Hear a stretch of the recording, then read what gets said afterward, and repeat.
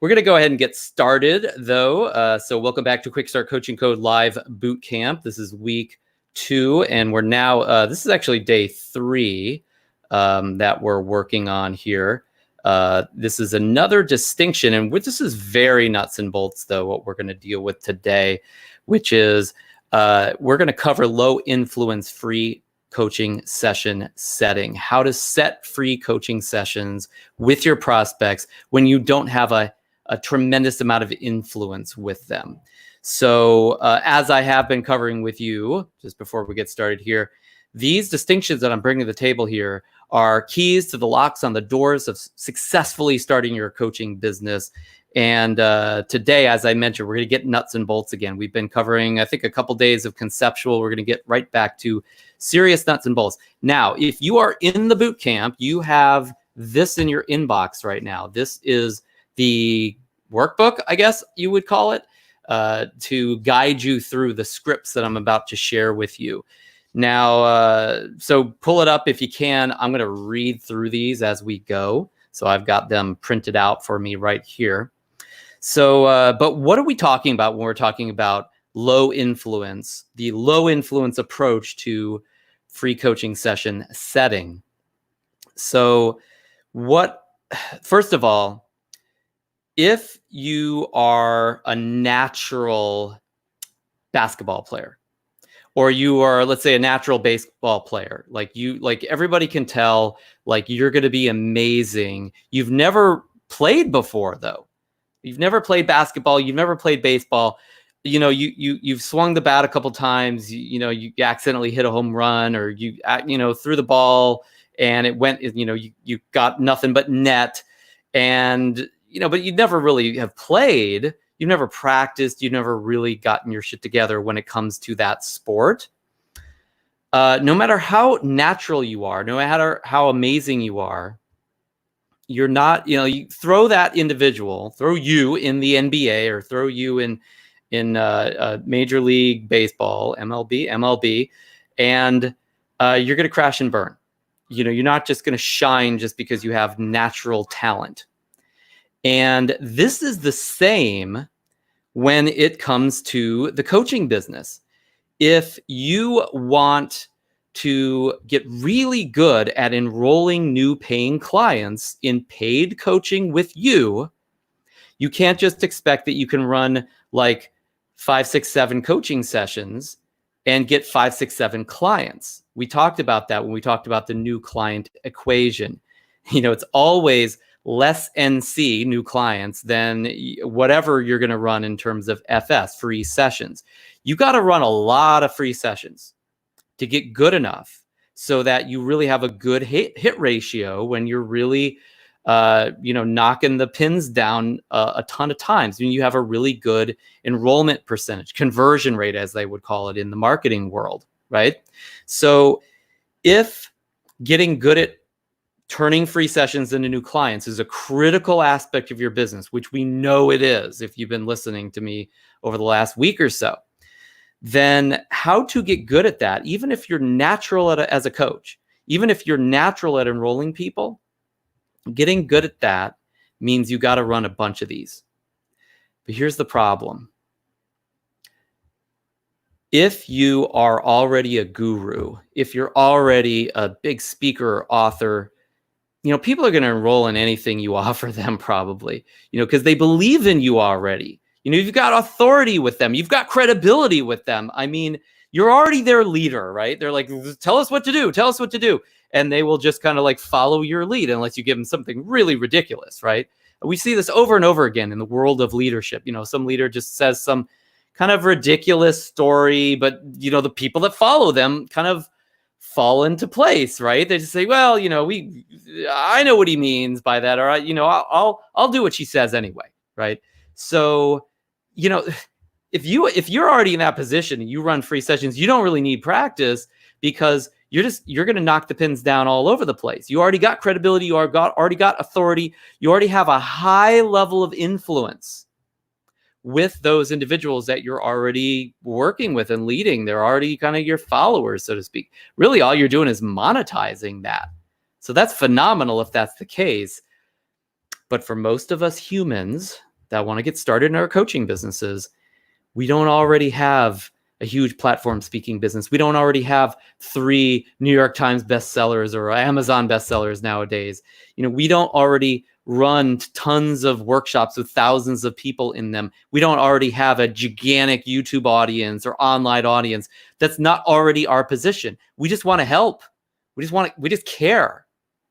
And so for you, if you want to make sure you enroll a lot of clients, which means you got to get good at running free sessions, it also means you got to run a lot of free sessions. You get good at running free sessions, you're going to run a lot of them. You got to get really good because you're not the guru that maybe someone else is, that they don't really need to be good at that. So you need to have real skill that makes up for that. Let's say, you get that? So you don't have that much influence. This is what we call low influence, or what I'm calling low influence. And so this is hard. It's hard to enroll someone in a free session when you don't have a lot of influence. It's hard to even set up the free session if you don't have a lot of influence. But at least if you could set a lot of free sessions, at least you'd get better and better and better at enrolling those free sessions in paid coaching. Once you got them as a bit of a captive audience, once you have a one-on-one with them, once you really can prove that, hey, you really can coach them well. Like, you've got skills, right? You're a natural. So in that case, then that's going to be great. But you still got to set those free sessions. And who wants to do a free session with somebody that they don't already look up to, it's not already an authority in their life, that's not already really influential for them?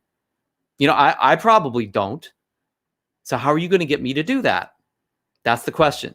And that is where these techniques come in, because generally speaking, in this kind of hard place, this place where we don't have a lot of influence, where we don't have big guns yet shooting in our direction, we all kind of start there. Most of us, we actually do start there.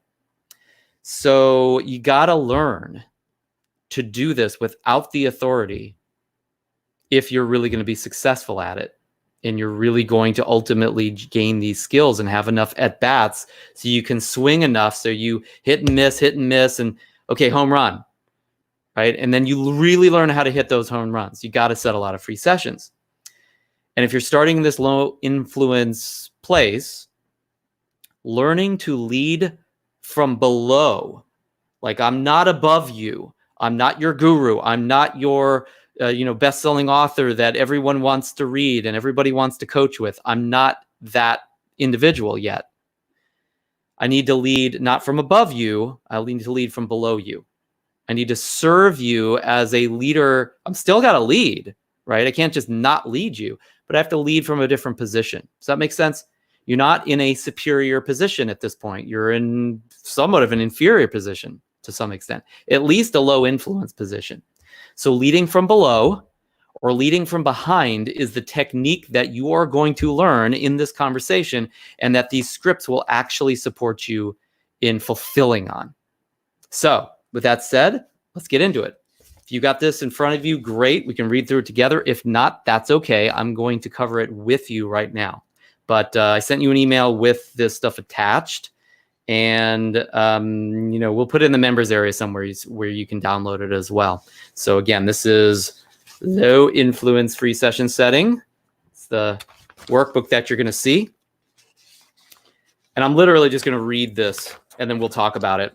So the low influence approach, when you don't have a high level of authority, we just talked about this, or superiority with a prospect, you need to take a low influence approach to setting free coaching sessions with them. These approaches adjust for the likelihood that you do not already have influence over the prospect. How do you influence someone you don't yet have influence with? You do not already have influence with the prospect, so you can potentially lead from below their current position, whether they're perceiving that they're in that position above you or it's real. Either way. Because look, if they perceive you as below them, doesn't matter if you're not. Doesn't matter if you're superior to them in some phenomenal way. They still don't see it that way. So you still have to lead from below or behind, if you want to call it that. All right, so let's move on to page 3 here. Top of that page, you'll see it says pre-frames. Pre-frames here, right there are pre-frames. So now there's 3 kind of steps or 3 sections of this little packet I've put together for you. The first set or the first stage are the pre-frames, which is what you cover before you actually pitch your free session, before you offer the free session. It just sets the stage. Then we actually have the offers themselves. And then finally, we've got closes. And I covered these 3, not because it's really part of this, because this should be something you already understand and know, but because very few coaches I ever work with or train have really any idea about kind of like general appointment setting and sales processes for that, closing, test closing, pre-framing, etc. And so I'm including this in case this is not something you've been trained in, because chances are this is not something you've been trained in. Now, this is pedestrian level. This is pretty basic, but any of these will work. I mean, you employ these. You don't really got to get more advanced than this if you use it repeatedly and you use it intelligently as well. So let's start with these pre-frames. Use these scripted frameworks prior to offering a free session. Generally, these pre-frames serve to lower a prospect's guard. When you call somebody or you're talking to them and you're about to offer them something, you know, it's a good chance that they'll start to smell that. They can kind of get a sense that something's going on here. And, you know, they can start to kind of put their walls up, put their defenses up, you know, and that's not good. That's not good for just an upfront conversation, if nothing else. You really want them open to what you're going to share with them. How can you be open if you're already defensive, right? So you got to, that's part of the purpose of this pre-frame, is to make sure that that doesn't happen, or it happens as little as possible. These pre-frames serve to lower a prospect's guard, making them more open to your offer.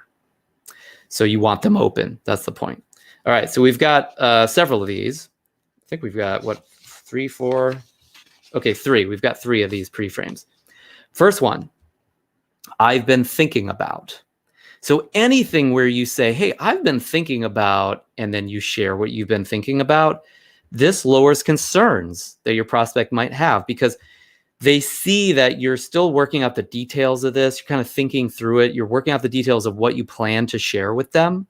It's a work in progress, if you will. You haven't already kind of pre-planned, this is what I'm going to do with you, and I'm just serving it to you, so you'll have to do it, right?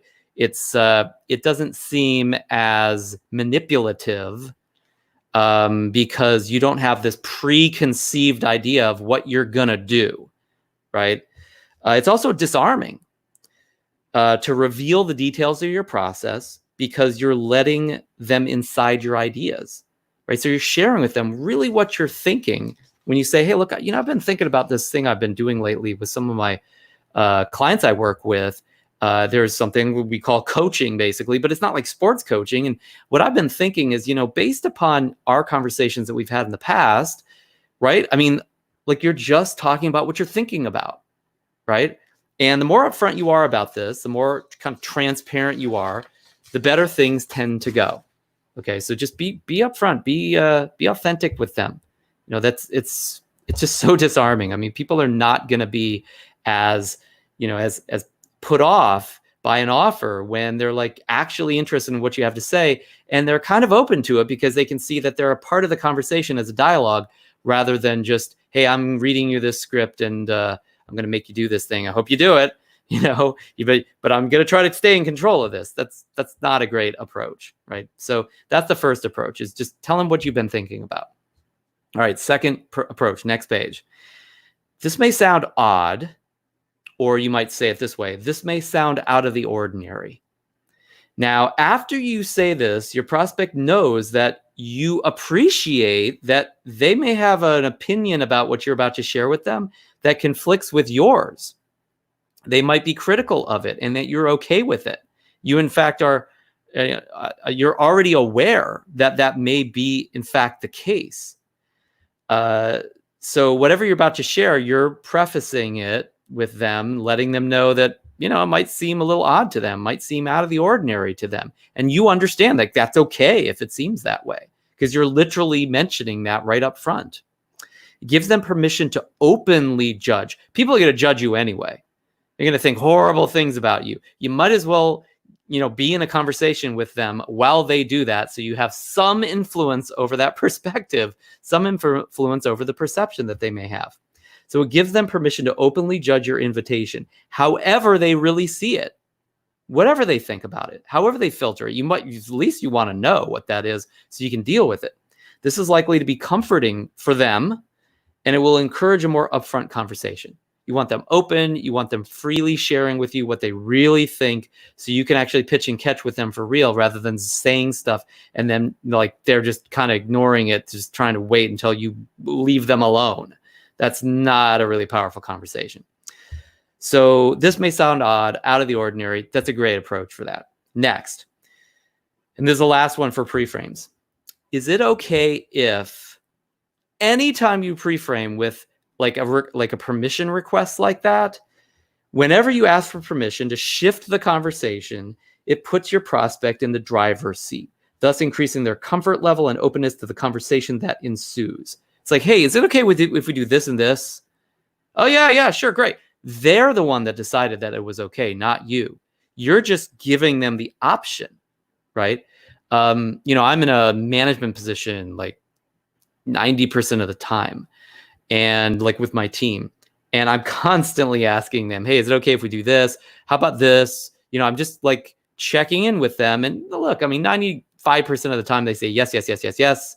I am in kind of that leadership position with them, but there is that 5% where they say, wait a second, let's do this. I want to tell you this. And they know that's cool because I literally asked them if it was okay if we did something else.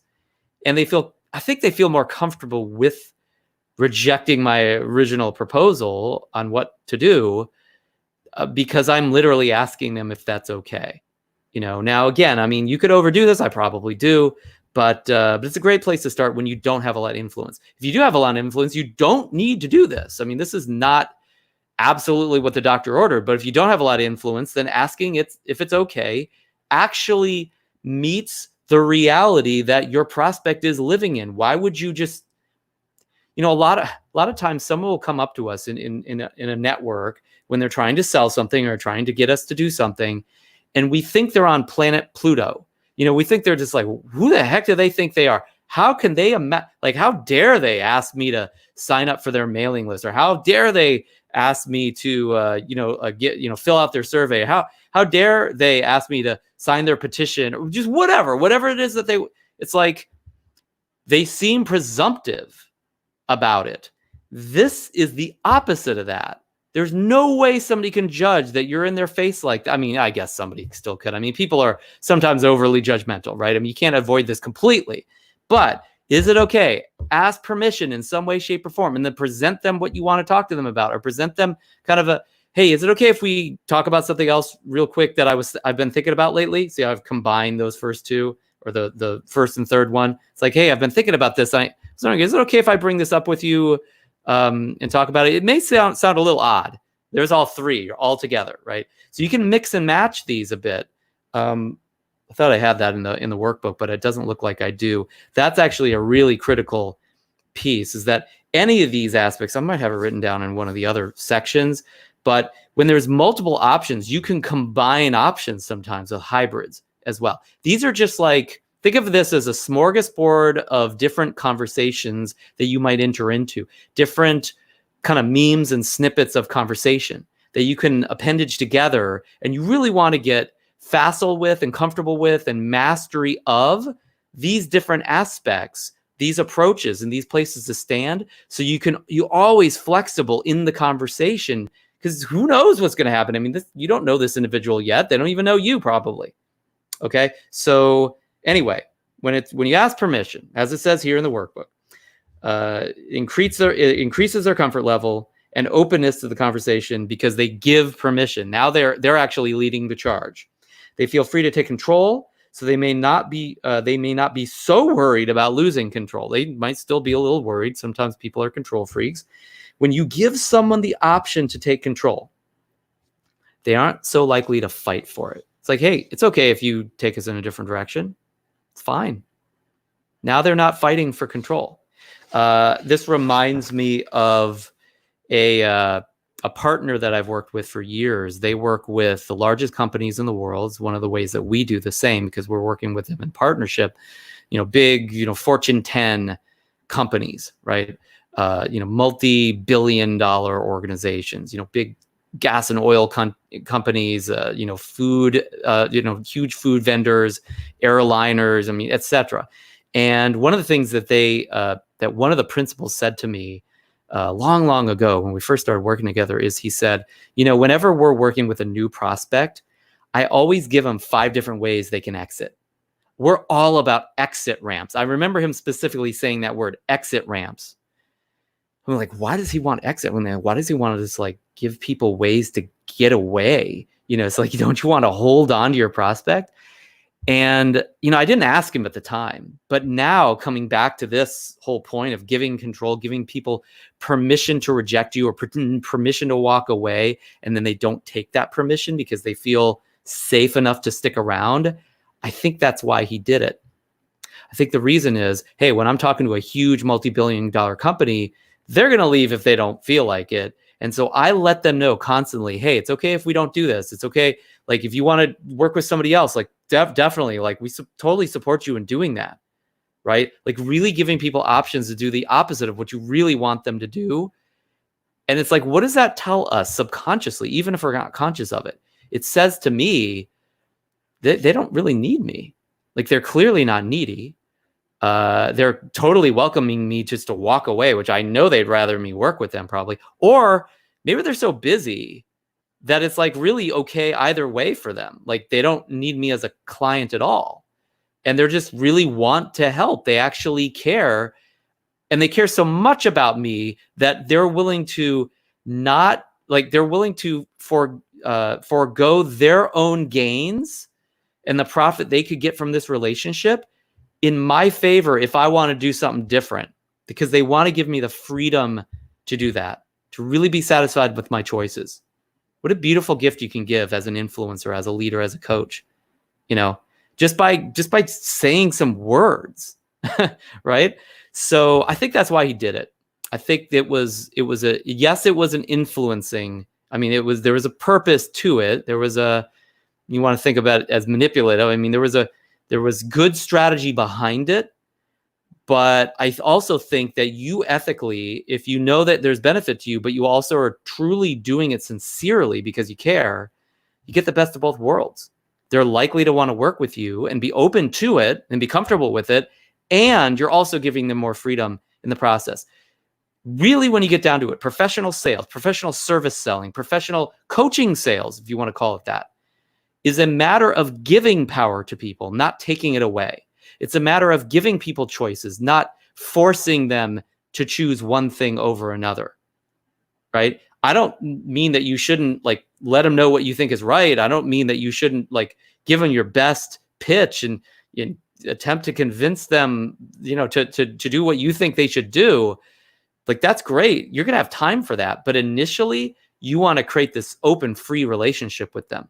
And that's part of what that pre-frame can generate, especially when you don't have a lot of influence, especially when you don't necessarily have a tremendous relationship with them yet. Does that make sense?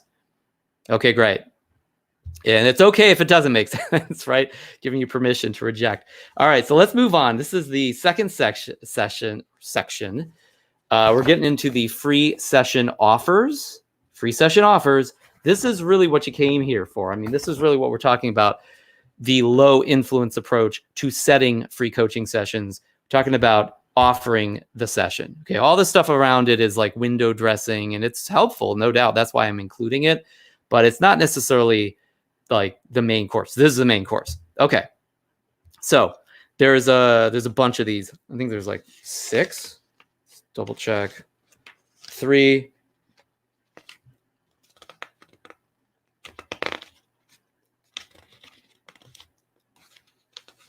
Is that really one? Oh, no, okay. Yeah, 4. Okay, so we got 4 of these. So use these approaches to offer your free session to the prospect. This is when you're actually offering the free session. First one, and this is like the one I mentioned before a couple live streams ago. This is the I need your help approach. So it goes something like this. These scripts are not word for word. You're going to repurpose them to whatever your style is, but they're just examples of ways you can approach this. Look, I need your help with a breakthrough I'm pursuing in my coaching business. I'm trying to set free coaching sessions with high achievers like yourself. Since that experience will serve me in improving as a coach, because I want to get better, and it would really help me out. And I can promise that if I'm coaching you, it's guaranteed to be a great session. Or if I'm coaching you, it's guaranteed to be a great session. Emphasis on you. Hopefully that makes sense. Is that something you'd be comfortable in helping me with? So you're basically saying, hey, look, I need your help. If I'm running a session with you, I think there's going to be a ton of breakthroughs because it's with you. Is that something you'd be open to helping me out with? Right? So you're helping me. I need your help with this. I still think it'll be great. And at the same time, you're doing me a favor by setting this session with me. If you know that somebody is going to feel that way anyway, you might as well use this approach. This is about them helping you, as it says here. Anyone with a sizable ego will be at least intrigued by this offer. And generally speaking, it's overgeneralization, but helping others makes many people, even non-coaches, feel important and needed. So if they get to help you, then you're giving them a real gift. As coaches, we know the profound privilege that it is to help someone. Why don't we give that privilege to them if there's somebody that kind of feels that that's important, that that's one of their needs? All right, let's move on to number 2. This is the you're the star approach. Again, we're kind of putting that prospect on a pedestal here. As a coach, my goal is to support star performers like you. Top performers don't need a coach, but they get coaching to gain that little extra edge. Like, I'm not the star. In fact, I'm lucky when I have a chance to work with a high-performing individual like you. Now, this isn't the full pitch. You can tell I'm not even asking them to run a free session, but this little framework here can really show that, I'm not trying to be extra special. I'm not trying to be superior to them in some way. In fact, the reason why I'm approaching them for this is that I think they're special. Like, I'm fighting to work with them because of how superior they are, so to speak, or how significant they are, how powerful they are, how special they are. So, and again, you don't want to share this if it's not sincere, but there should be something you can find that's really special in every prospect. And if you really see that they are in that position where you don't have a lot of influence with them, this might be a great way to frame up your offer so that they feel like, wow, they really want to work with me because they think I'm special. Sounds pretty cool to me. Okay, so the commentary here, this one completely rejects the mystique of the superior coach, right? Just rejects the heck out of that. It literally contradicts that and reminds your prospect that they aren't, or that you aren't here to teach them or somehow fix them or make them better.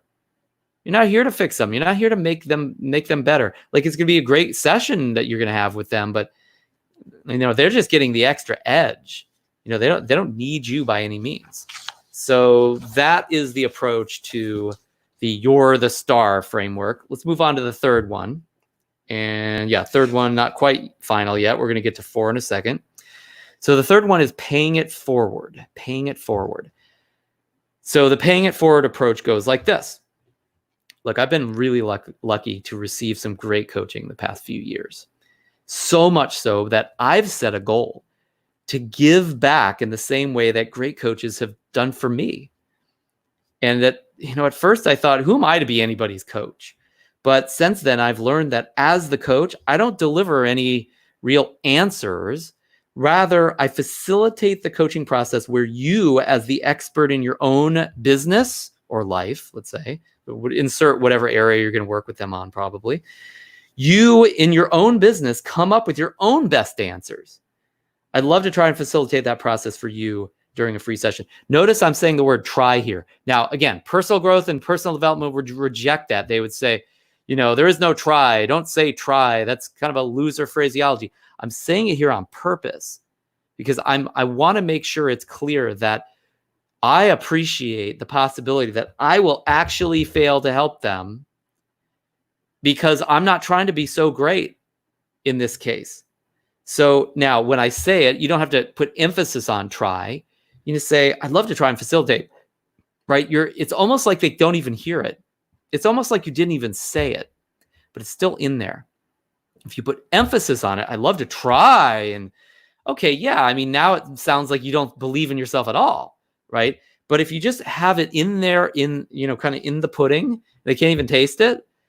It's like unconsciously, it's still kind of insinuated. It's like, hey, let's just see what happens. I'm not claiming anything here. I'm being very soft in my approach to claiming that I could actually make a difference here. This approach lowers your superiority claim to the point of simply serving a greater purpose and inviting the prospect to join you in that journey for a short time.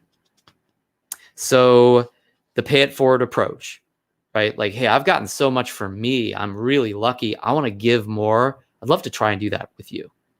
And really, again, I just learned this process. I just love to try and facilitate it for you, right? Hear how try is not really, it's not the main event there, but it's part of the spirit of the offer. All right, finally, number 4, finally got to the last offer here. The I wonder what would happen approach. So it goes like this. I wonder if you plugged all your insight and experience into a coaching session, what would happen?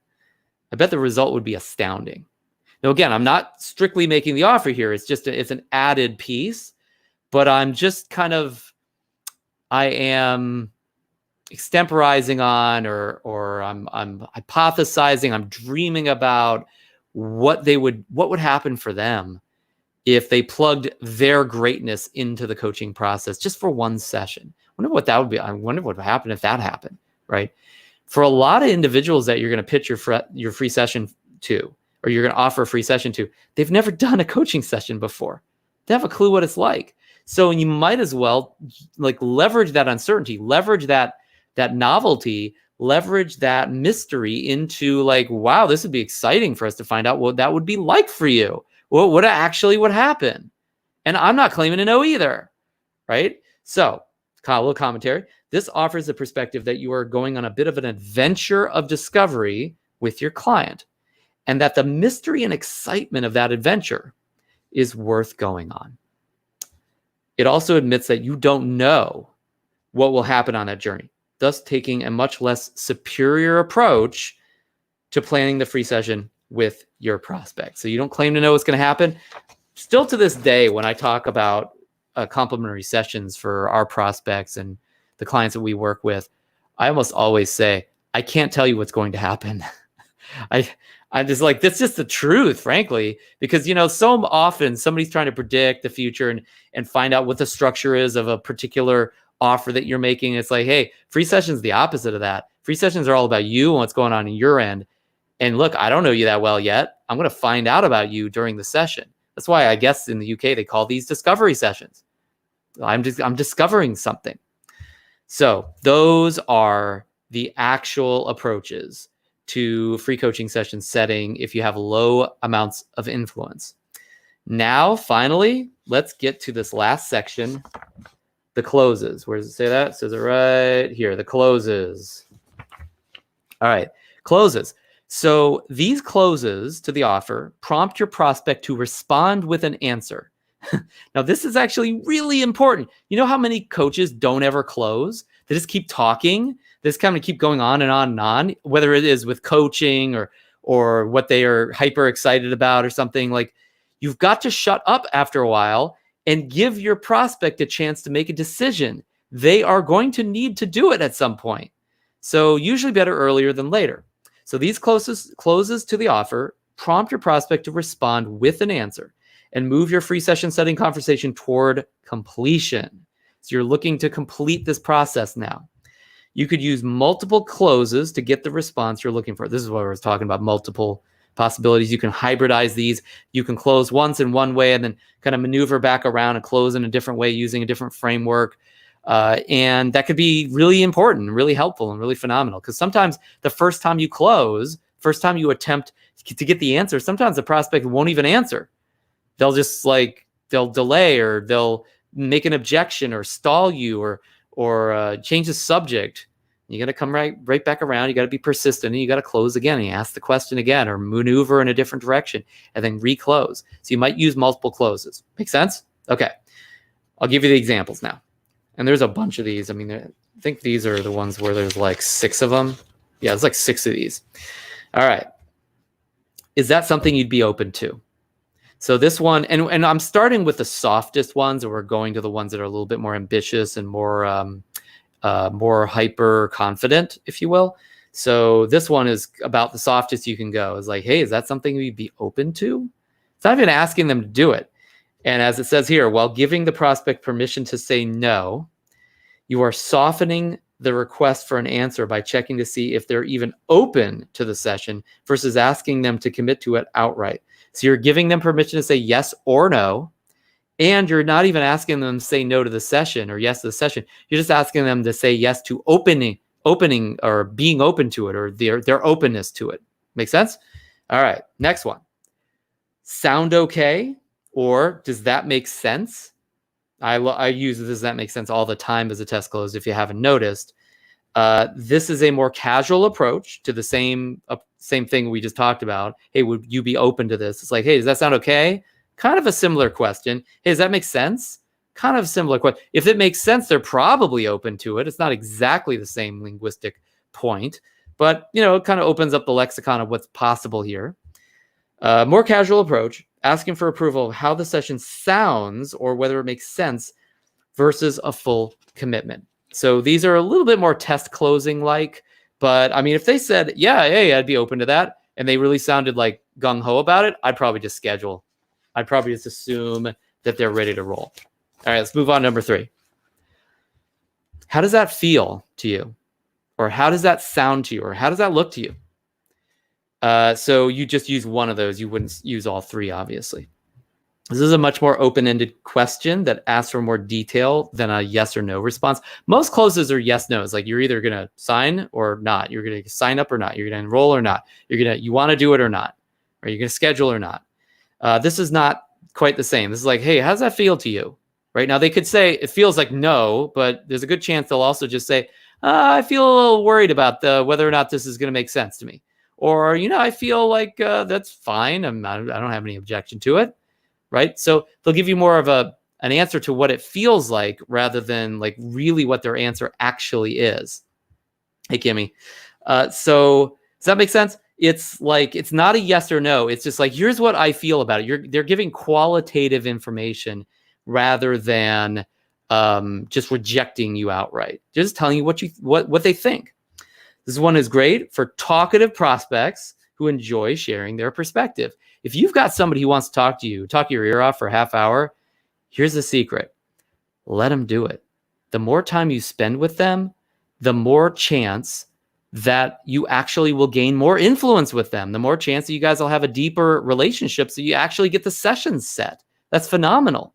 I mean, for most prospects, it takes hours of deepening a relationship or any relationship at all to get to the point where you have the kind of influence where you can set a free session, right? So you might as well start now if you don't have all that already. I mean, if you got a sphere of influence with people that like know you, like you, and trust you already, as we talked about in earlier live streams, fine.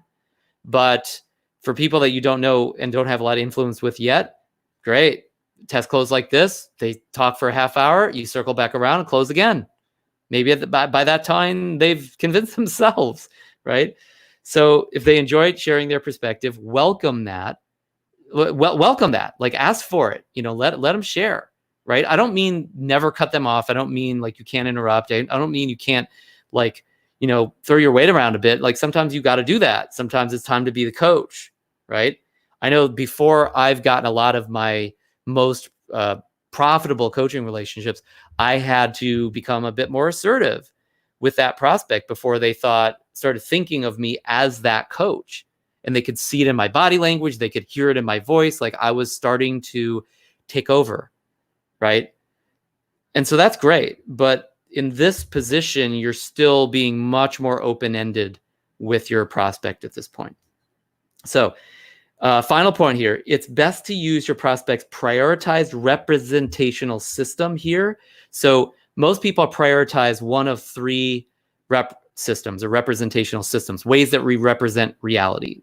there's an NLP term or approach. Visual, like people like kind of see things. They make pictures in their head. That's kind of how they think. Auditory, like they talk to themselves or make sounds and they kind of hear how it sounds to them, so to speak. More auditory, representational system, way of thinking. And then finally, more of a kinesthetic or feeling way of thinking, like they feel like gut level response to things. They feel their way through thinking about things rather than visualizing or talking to themselves about it.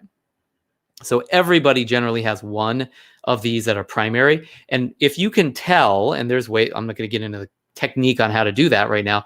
Look up your local NLP information and they'll explain how to find out what somebody's rep system is. But whatever the rep system is, you want to match that with whichever words. So it's like, if you know they're hyper visual and they're like making all these pictures, they're talking about the things that they're visualizing in their head, then you might ask, hey, what is that? How does that look to you to actually do this? Oh, here's how it looks. I think, my vision is, and then they go into visual mode, right? Or if somebody's more kinesthetic, they're probably moving slowly and feeling it, because feelings take a lot of time to digest. And for people that move faster than that, this drives them crazy, right? But either way, if you're working with a kinesthetic person, a feeling type of person, then when you ask them, how does that feel to you? Well, I feel that if we did a session, that it would be okay if we did it in a more comfortable fashion, and then you're like going to choke them, right? But the point being, you give them a chance to actually feel it, right? And then give them the time to express that feeling. Right? Who else is gonna do that for them? What other coach is gonna do that for them? Like nobody, probably. Okay. So anyway, that's the how does that feel to you? How does that sound to you? How does that look to you approach? All right, number 4. Are you up for that? So this is more casual. It's a very casual but straightforward kind of yes/no request. Hey, you up for that? Is that something you'd be up for? Very, very casual. If you are a little bit more intense, as I tend to be when I'm talking to people about these things and I get like extra excited about it, this is probably not the best approach. People that are high serotonin types that are really laid back and everything's really easygoing and they're just hyper confident and satisfied and all that, like this is great for you. It's like, so you up for that? Yeah. It's like, wow, yeah, I can't help but be up for that. I just feel so comfortable hearing it from you, right? That's not my style. So generally speaking, I wouldn't use this scripting, this conversational framework. But yeah, bottom line is, the are you up for that can be a really nice casual way for checking in to see if somebody's actually up for it, of course, as well. Awesome. Yes, I try to be genuine. Everybody's got a variety of motives, but at the end of the day, I always enjoy these connections that we get to make, Kimmy. So I appreciate that. Thanks a lot for that. And by the way, the frameworks we're talking about here, and Kimmy was just saying, you seem genuine. There's something in here for everybody. Like there's some approach that for you, if you staying genuine, staying authentic to what you're really up for and what you're really about and how you really feel, there's going to be a way that you can convey that, but still be effective in your influence of them within these frameworks. So that's why I put this together, is because, most of the individuals that are teaching coaches this stuff, they're teaching them like one script, one size fits all. It's like everybody's got to say the same thing. It's like, well, what if you feel like that's manipulative? What if that doesn't resonate for you? Like, what are you going to do? Now, look, what I would do usually is take that script and then, change it out, right? Like actually do something different, but that kind of effectively creates the same thing. But I also know a lot of coaches are not necessarily going to do that. They're not like, you may be like a genius when it comes to coaching your clients or coaching people. Maybe you're not into being a genius about figuring out the scripting of the part where you got to influence somebody to sign up for that coaching session. So Now that'll be my job for today. So anyway, that was number 4. Let's move on to number 5.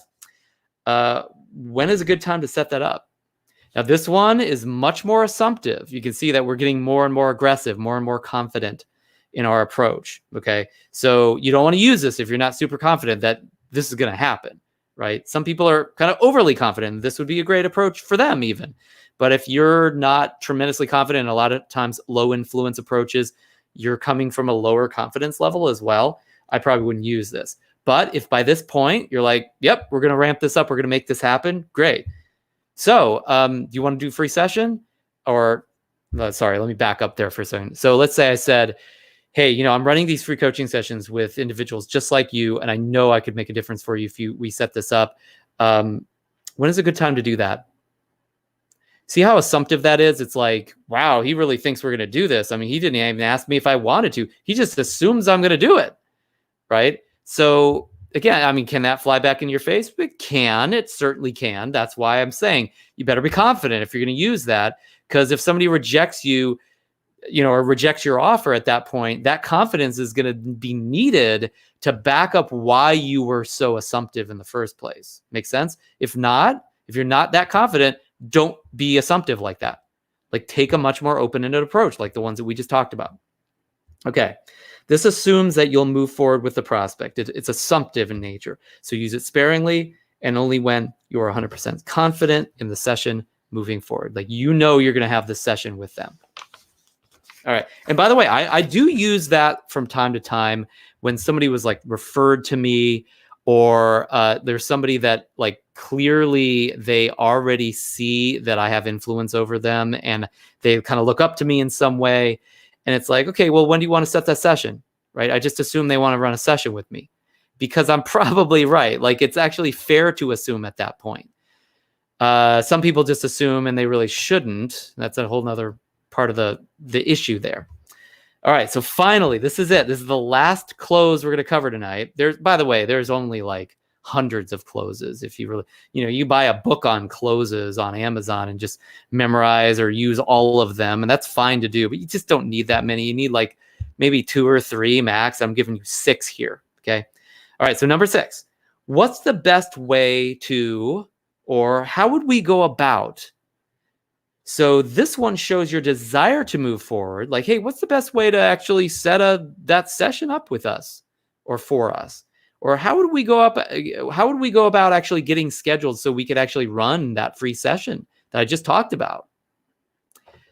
This one shows your desire to move forward while asking for help and assistance from the prospect. You're kind of putting them in the superior position. Like, hey, I need your help. How do we do that? How would that happen? It's a softer assumed close. You're still assuming that you're going to move forward, right? But it's softening it. It's like, how would we actually set up a free session together so I could actually coach you during that session, like I just said? What would be the best way to do that? You hear how that, although it sounds very confident and assumptive, like we're going to do this, that's assumed. It is insinuated or implied in the language that we will be doing that together.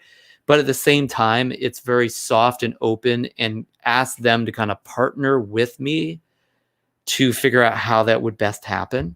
Hey, how would we best do that? How would we go about actually setting up a session together? What do you think that would look like? Right. So it's a softer version of the one that we just talked about. So maybe I should have put it before it, since, leading up to the hardest one, but it's more of a variation on that assumptive close, if you will. So bottom line here, if you're in QUICKSTART, this is what you want to do. You want to get this. I got to grab all this stuff again. You want to get this big fat packet that I put together for you for low influence free session setting. You want to get a couple of pre-frames under your belt that you feel comfortable with. You want to get 1 or 2 low influence offers under your belt that you feel really comfortable with. And then you want to think about how you're going to close, and then kind of role play that and practice that with your partners, practice with people that are around you that are there to support you, and then go out there and use this stuff. Then it's just a numbers game. Because, this is it. There is no way for the first 6 months of your coaching business that you need more scripting than that just for setting free sessions. Now, there are some scripting around free sessions. We cover that in a different part of Quick Start, but I mean, this is going to do it for you. Now, that said, we have more sophisticated approaches for setting free sessions within the bootcamp. As I think you probably know by now, if you're in the bootcamp, the free session interview and also the free session pitch. So all this material that we covered today, this stuff will support you in more elegantly presenting those more complex and sophisticated scripted approaches to setting free sessions. So just take this stuff and combine it, hybridize it into those conversational frameworks so that you can really be a master at this stuff. Because when you become a master at this stuff, you'll just set more free sessions. When you set more free sessions, you get more practice. When you get more practice, you master the free session itself, which means you're going to convert more of those free sessions. And at the end of the day, more free sessions equal more new paying clients. That's the master key, as I talked about last week with you. So just add this to your arsenal of approaches so that you can just get that much more powerful with your use of the master key. And I look forward to seeing how you do with that. And I'll talk to you tomorrow in our next live stream. Take care until then.